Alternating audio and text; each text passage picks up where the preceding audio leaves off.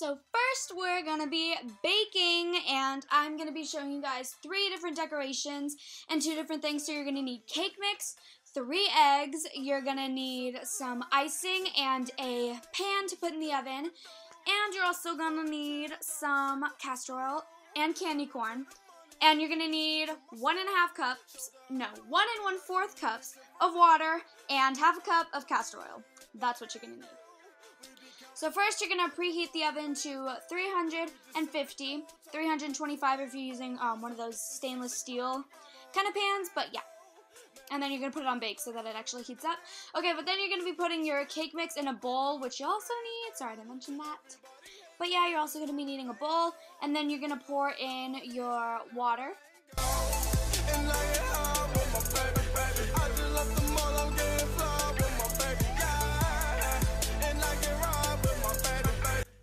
Then you're going to be pouring in your castor oil, and then you're going to crack 3 eggs, which was kind of hard for me, but you're going to crack 3 eggs and put the yolk, of course, in the bowl.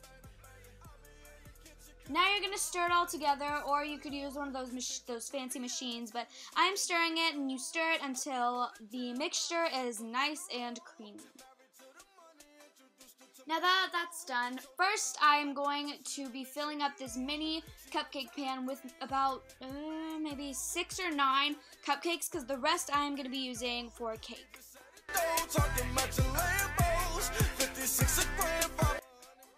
And then you're going to want to clean it so we don't have some like disformed cupcakes, because that's happened before and it's not that cute. Then you're going to be pouring the rest of your mixture into a glass pan that goes in the oven. Or you can use stainless steel. I prefer the glass pan. I don't know if they make one of those stainless steel pan things. Okay, anyways, now for the cake mixture, I am just going to be throwing in a bunch of candy corn. I probably took like maybe 20 to 35 pieces of candy corn and threw them into the cake mixture. Now that it is amazing like that, we're going to put it into the oven. And I should have put both the cupcakes and the cake in the oven at the same time, but I didn't. Oops, that's okay.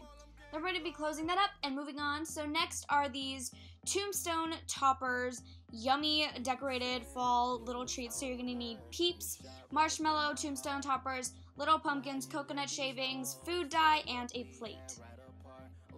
So first we're going to be opening up them Peeps, and also if to stick them, you're going to need frosting. I suck at listing ingredients. Sorry, guys.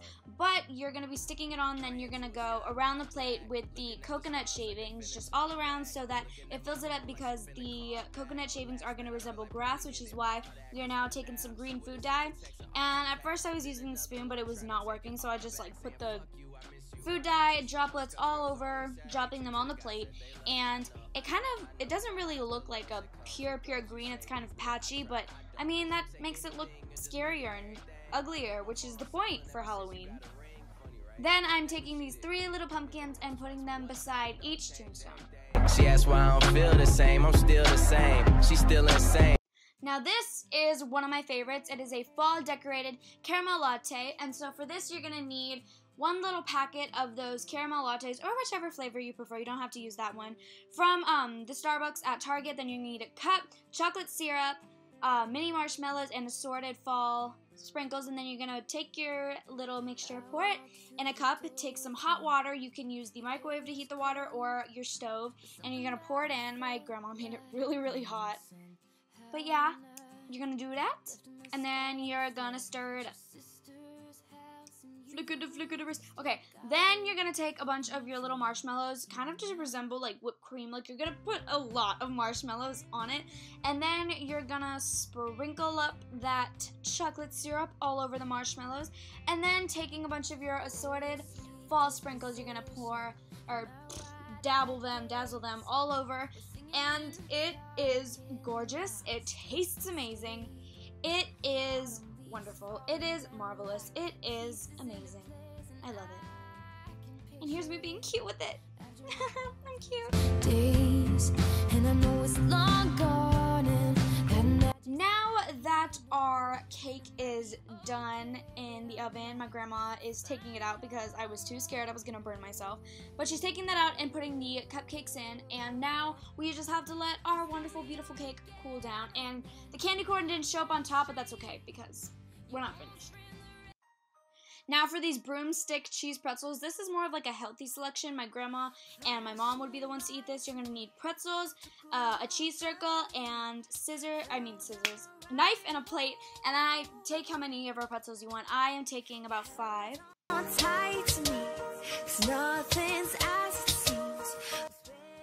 Then I am cutting out triangles in the cheese, just like so.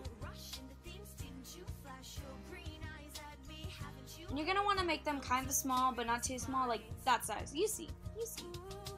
And since that cheese is really thick, you're gonna want to cut it in half. I should have slept with one eye open at night. And I think this is goat brie cheese from Trader Joe's, but I'm not sure.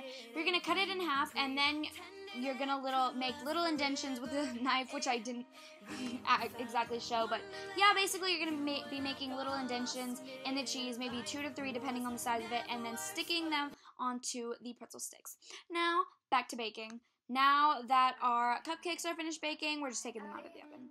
Now for Monster Rice Krispies. These were actually originally going to be Mummy Rice Krispies, but I failed. Okay, Rice Krispies, marshmallow pudge, chocolate syrup, and edible googly eye thingies. So you're going to take a bowl and pour some Rice Krispies, about that much, maybe like 1/6 of the bowl. Then you're going to be taking 3 spoonfuls of the marshmallow pudge, and your hands are going to get very, very sticky if you do this, but yeah, it's worth it. It's really good. Fragile little flame, it could burn out, it could burn out. I was really surprised I went along with this. But then you are going to mix it all together and ball up all the marshmallow pudge and put as many of the Rice Krispies that'll stick around it to make a little circle. And now I hope your hands are clean if you're actually doing this, and I'm pretty sure you're going to be the only one that wants to eat this, because I'm pretty sure that, I mean, no one would want to eat it after I touch it, even though my hands are always clean, but, you know, whatever, more for me.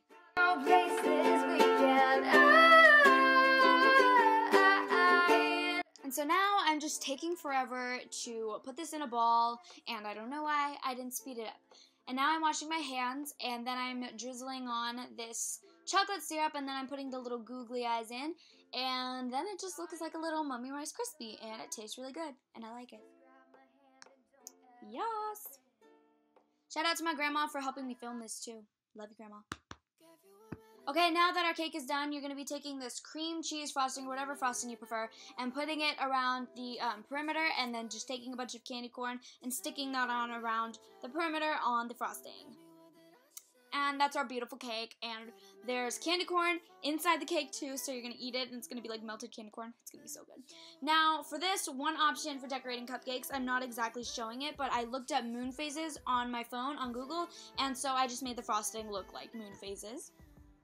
And I think it's really cute. It didn't turn out that good just because it's kind of hard to put frosting shaped like a moon on a cupcake, but you know, whatever.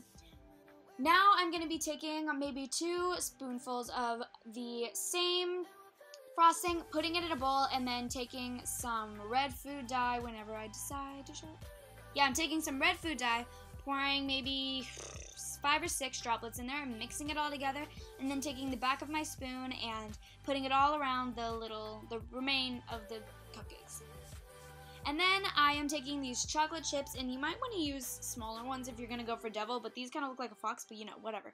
Okay, now for a mason jar fall food container. This is more of a DIY, so you're going to need twine, macaroons, mason jar, and a pretty napkin or little decoration. So first, you're going to want to wash your mason jar, of course, and put your macaroons in them. Mine were kind of beat up, but you're going to want to put them in the mason jar, and then I'm using a red napkin, and I'm unfolding the red napkin and putting it around, and then twining it around so that it, you know, you guys know.